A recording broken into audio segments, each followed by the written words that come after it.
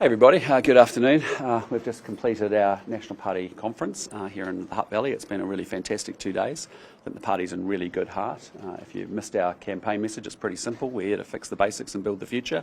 And I'm sure you're going to hear a lot of that from us over the next 5 months. So with that, happy to take your questions. What difference will your KiwiSaver changes make to someone's savings by the time they come to retirement? Yeah, look, really significant. I mean, we want to make it compulsory, universal. We want to make sure that we can get that $1,500 kickstart into every child born in this country. And we just know with the compound interest and the time value of money, it's a really good thing for every Kiwi to be invested. And so for us, it's just the right thing to do to put a bigger, stronger pool of savings and investment into the country. Can you explain that $1,500 baby boost? Because the previous national government removed that $1,000 kickstart that there used to be. Yeah, look, I mean, I'm focused on the future. I mean, I wasn't here at that time, I fully admit that, but I just think actually when you look at financial literacy and you think about actually what makes it work for people going forward, it's actually regular, consistent savings, year in, year out, and that's why we believe very strongly in it. What do you say to someone who would say, "Oh, I'm starting a small business. I want to put all my extra money into that. I can that's where my investment should go rather than going into KiwiSaver." What do you say to them? Yeah, well, that's why we've said that for small business owners, we'll make only one part of the contribution, the employee contribution, compulsory. The employer piece, not so, and they can invest that in their own local businesses, their small business they see fit. Still up to 4% soon, and even more than that. Yep. Quite a large part of income. Yeah. Is that really, letting people get ahead and build their own businesses, and they could be using that money to put into their own business? Yeah, look, we're giving people time to adjust, in terms of the implementation of the program in 1st of July 2028. We obviously will be at a 4% contribution from the 1st of April 2028. But look, we think, we're acknowledging there is a difference for small business owners, but we're also asking them to do, the minimum. This is a significant suite of changes for KiwiSaver, and it could see the scheme be drastically different by 2028 into 2023. What's the thinking behind this? Because all of these changes add up to quite a lot. Well, it's pretty straightforward. I mean, kids being born today are going to be retiring in 2090. And so, we want to make sure that we are setting every Kiwi kid up, irrespective of their circumstances, from day one, that actually they are going to hit retirement with, some wealth and a retirement nest egg. And of course, that gives them more choices about how they get to live their life as well. And we know that we need to lift savings and investment in New Zealand. You've heard the commentary over the last several years, frankly, about how we need to address and drive into greater levels of personal but also collective savings and investment across the country. And of course the funds that we lift here are also funds that get reinvested back in New Zealand in infrastructure and things that this country needs as well. So for us it's just a principled matter that we know if we want more financial security we have to lift up our savings and investment rates. When we've looked at all the advice that we've had from different experts and different commentariat over a number of years now, this is just a common sense, sensible thing for us to be doing. You talk about principles. What happened to the party of personal responsibility? Why are you forcing people to spend or save their money in this way? Well, we believe very strongly we are the party of personal responsibility. People have a choice about how they invest those funds. Most important, making them compulsory KiwiSaver. Sure, but most importantly, they're going to have more choice about how they get to live their lives because they'll be fundamentally wealthier as a result of this. Nicola, you were very clear on budget today that superannuation needs to have a reasonable amount of change and that you're going to have policy on that. So is that still to come? What can you talk about how that will look alongside what you've announced today? Well, that's not today's announcement, but yes, we will have more to say about superannuation in the future. Did you effectively have to make these changes around KiwiSaver to make the case for lowering the wage? No, we see them as two separate conversations. That we've had a long-standing position about gradually, lifting retirement ages, giving people lots of time and certainty to adjust to that. But this is actually more about a much longer-term ambition, realising that actually Kiwis are going to be even more, we want them to build serious savings and investment. And that's why we've started to say, look, we need to lift the contributions. We need to take these 4 actions that we're announcing today, including making it universal, because it's actually really important for those individuals. So we see them as two separate things. One is very much about long-term security for kids that are getting born today that are going to be retiring in the 2090s, and we'll come back and talk about age and how we may go about that before the election. There's never been an appetite for that politically. Sorry? There's never been an appetite for that politically. What's that? Sorry, Joe. For the superannuation age and playing with it. Yes. Well, so we're not talking about that today. So why are you convinced now that there is an appetite for it out there with the public? What's changed? Well, again, we're not talking, I just explained to you, we're really here to focus on the long-term investment for Kiwis. That's why lifting contribution rates, the changes we're making today, with respect to how you might move retirement, universal superannuation from 65 to 67, like many other countries have.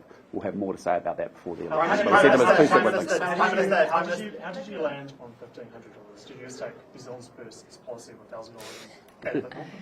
No, we just thought that was a good amount of money. That actually, when you think about someone, I think a baby born today, by the time they get to 18, that's based off averaged returns, you're probably close to about $5,000 by the time they hit 18.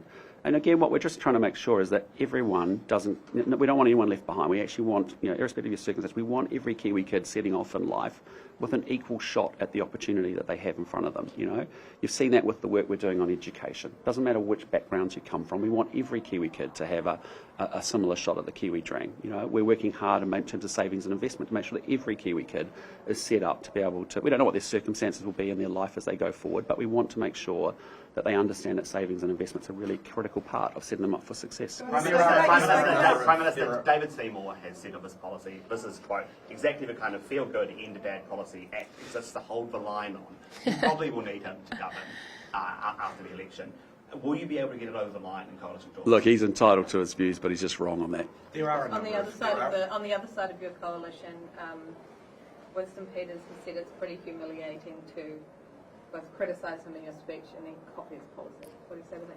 Well, again, we're focused on making sure we're setting up New Zealanders for success. I think many of us have been talking about superannuation for a number of years. We've identified that it's a real challenge here in New Zealand compared to other countries. Having the savings investment system set up in the way that we've talked about, I think is very positive. And just from a factual basis, I don't recall New Zealand First having a position on universal KiwiSaver, a position on topping up parents during paid parental leave, or a position on continuing to make contributions for older workers. Can I just ask about, Sorry, guys. Hang on. On the paid parental leave top-up, we've seen two policies in the last week that specifically target areas that, especially women, have been disadvantaged financially.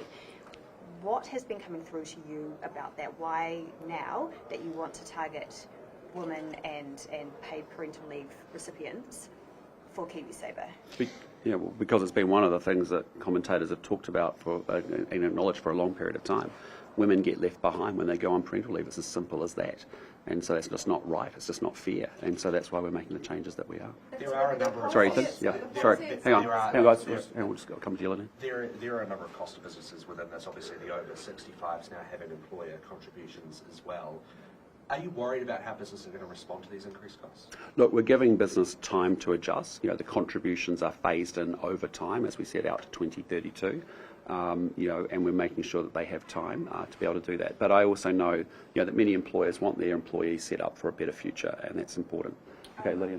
Your policy document noted that the calculations were conservative, but it was going to cost more than $1 billion over 4 years. Where is that money coming From our operating allowances.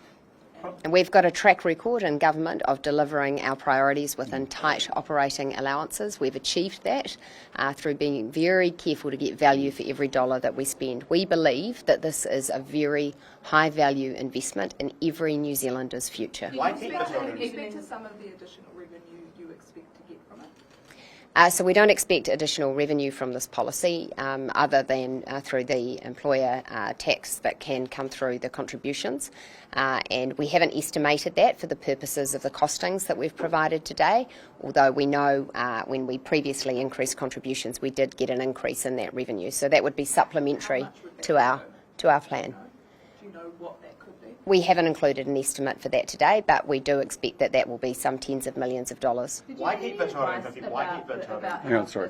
Did you get any advice about how businesses would respond when it came to that increased cost on their books, and whether they would effectively just use that as pay rises for people instead of increasing their pay over the next few years? Well, this is a National Party policy, so we haven't sought official advice on it. However, when we made the decision at last year's budget to increase default contribution rates, I frankly expected at that time that there could be a backlash from businesses. Instead, the experience I had almost everywhere I went was that business people themselves said, that's a great policy, because on the one hand, they care about their employees and their financial future, and on the other hand, they can see that New Zealand needs a deeper pool of savings and capital available for investment and growing this economy. So it was really positively received by employers when we sought to increase contributions, and I think this is one of those subjects that whenever I go into a room with people who are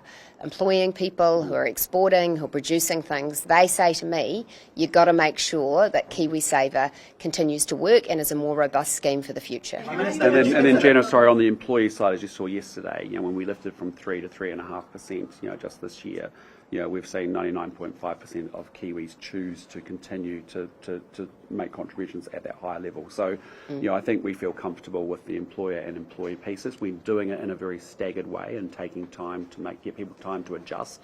But we just think it's really important. It's a principled decision to say, we want New Zealanders to be wealthier. Part of it is actually doing financial literacy and education around savings and investment. The sooner we get our young kids involved in the schemes, the more wealth they get to create.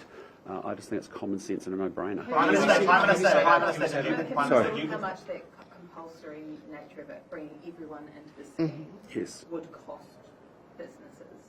No, we haven't costed that. Obviously, that will be very different for every individual business. Some businesses will find all of their staff are already in KiwiSaver, whereas in other businesses there may be one or two who are not. We have included in our costings an estimate of what we think it will cost the Crown as an employer, because we acknowledge that there are state sector employees who aren't currently in KiwiSaver who under our policy will be, and so we have factored that into our costings. Did you consider getting rid of the $250 government contribution? Because obviously that acts as an incentive to get people into the scheme. They will now have to be in the scheme. Well, ultimately we decided to retain that because we know that for those earning less than $180,000, it does provide another piece of progress for their savings accounts. It does add up over time, it compounds, it is of value particularly to those workers who are on low to middle incomes, and so we think that that's another piece of juice in the scheme. Nicola, you have been in the National Party longer than the Prime Minister, who was just talking about not being here. This is a long way from Darts and Cossacks, this is a long way from Jenny Shipley going very hard against compulsory super in the late 90s. It's also a long way from National actually opposing KiwiSaver. What's changed in the National Party? Well, this is a National Party for today and a National Party for the future. And we have always been committed to the values of personal responsibility, of a strong economy, of strong families. And I think the commitment that the Prime Minister has made today is very reflective of those values. You saw the standing ovation we got from our members. This is a policy whose time has come. Prime Minister, are you concerned you may lose some of your most senior MPs, Chris Bishop, Paul Goldsmith, Jerry Brownlee, if you don't get your polling up? Oh, well, again, I don't talk about polling. But that is a realistic situation that's facing some of your most senior ministers. Look, we've been here before, team, in the last few months. I don't talk about polling. Jamie, I don't know how to say any clearer, mate. I don't talk about polling. President Silverwood Wood yesterday was saying that it was not good enough for National to come second, even if a coalition won. Is that your position too? Well, our position's very clear. We want. There's no other alternative. If you want to put everything at risk, the only way you can avoid putting everything at risk is to party vote National. It's as simple as that. So a party vote for any other political party is actually increasing the risk at a time when this economy is actually due to recover, is recovering. The recovery is underway, which is fantastic. We don't want to put that at risk, and that's why we will. And that's why you should reasonably expect over the next 5 months we will make that case incredibly strongly, as I tried to today. Sorry, hang on. Simeon Brown's speech, in regards to New Zealand First, going with different parties in the past, he said you just can't trust them. What is the level of trust that National has with New Zealand First now? Well, again, there's 2 points to this. Any party vote with any other political party puts it at risk, period. The second thing is, it's just he's stating a fact. We've seen a New Zealand First party in the past opt to go with Labor, opt to go with National. You just don't quite know for sure. So that's the point we're making. Is that trustworthy? Sorry? Do you think Winston Peters is I've enjoyed working with them, actually. I think you've seen strong and stable government over the last 2.5 years for us working together. We're united on, we find the common ground between our respective parties and our policies, as I do in all the coalition partners. Doesn't mean we agree on everything, and that's okay. And at the end of the day, you don't trust him? Sorry? Do you trust him at the end of the day? I've trusted them in government, absolutely. Simeon suggested today that your coalition partners are like bickering children. Do you agree with that? Well, bickering children? I think he made the point pretty clearly. There's only one option, that is party vote National, if you want to make sure you avoid the risk to the recovery that's underway. You're only making these comments because National is under pressure. Are you scared of New Zealanders? No, we're in an election. We're in June. We've got an election in November. We as a national party believe fundamentally that the best answer for this country is for a national-led government. We are going to make the case to every Kiwi that a party vote with any other political party is actually putting all of that at risk. We have come too far, we have put too much work in to have it all be spoiled by other parties actually blowing it up.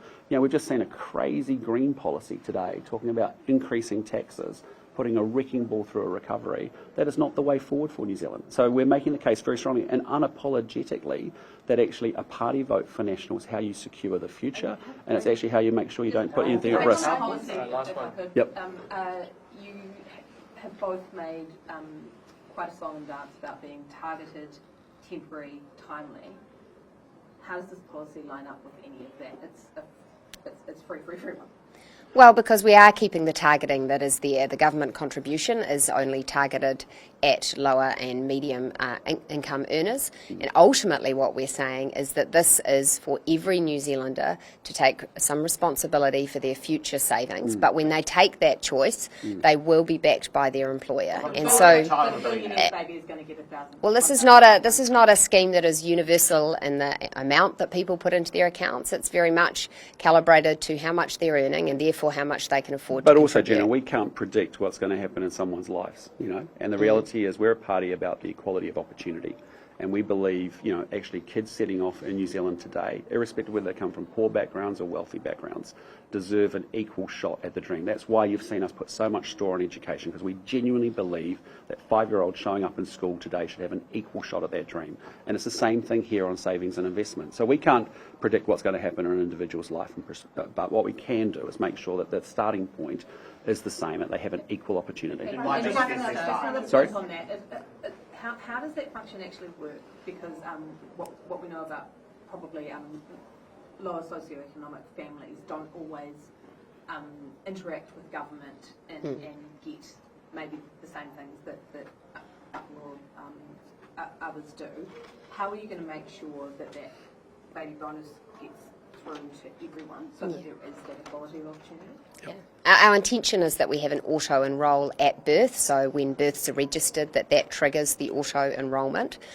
In most cases, we would expect parents to choose which KiwiSaver fund provider their child's baby boost goes into, but where they don't actively make a choice, there will be default funds that funding goes into.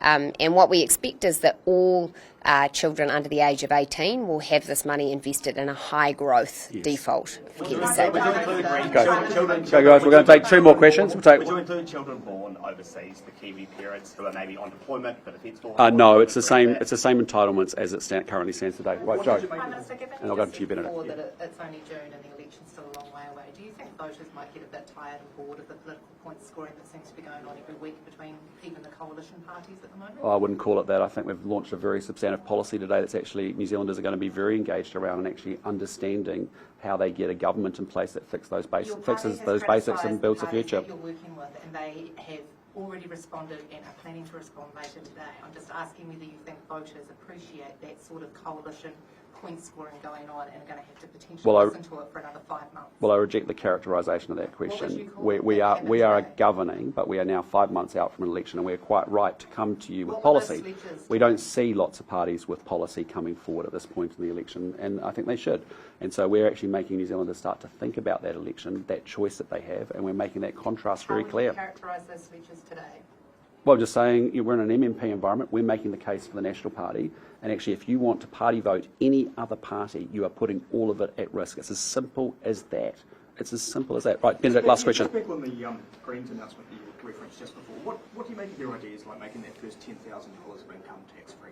Look, I looked at the aggregate of what they've got proposed. I've only seen high level of it. I know they're going to talk more about it this afternoon, but honestly, that would put a wrecking ball through our economy. If you seriously think that wealth creators and wealth generators in this country are going to hang around in New Zealand on the back of that policy, that's quite something.